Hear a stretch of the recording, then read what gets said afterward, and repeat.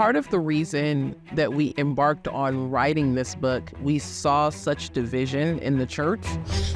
Racial reconciliation, hey, we should be for that. And it seemed benign, but then you break it open, you're like, oh, wait a minute, there's a bunch of things here that doesn't align with our Christian worldview. People will quickly agree with us that race is a social construct, but they definitely want to keep it as part of their core identity. We are already reconciled with God. Now we need to work out that reconciliation.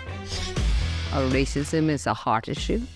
It is across the board, irrespective of where you come from in the world. Prejudice plus power may have been true, but now the whole dynamic has shifted.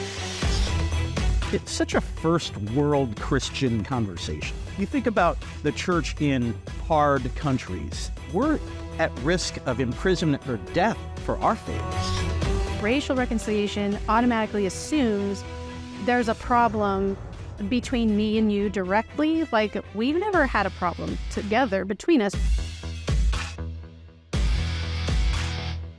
As a white guy, you're saying, okay, I'm always perpetually guilty, but what has happened to be you're always perpetually the victim?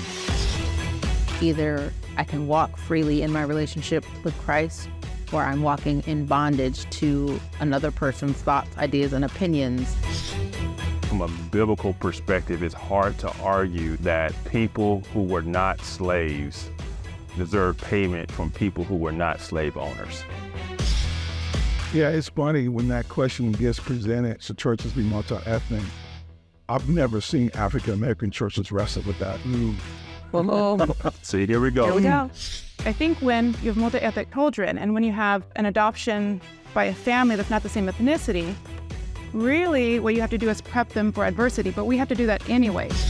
We're all here today to talk about is walking in our unity in Christ. You know, Christ supremacy, not white supremacy, right? That's what we're talking about. I like that. That's a good one right there. I think this is a moment for true Christians to actually shine.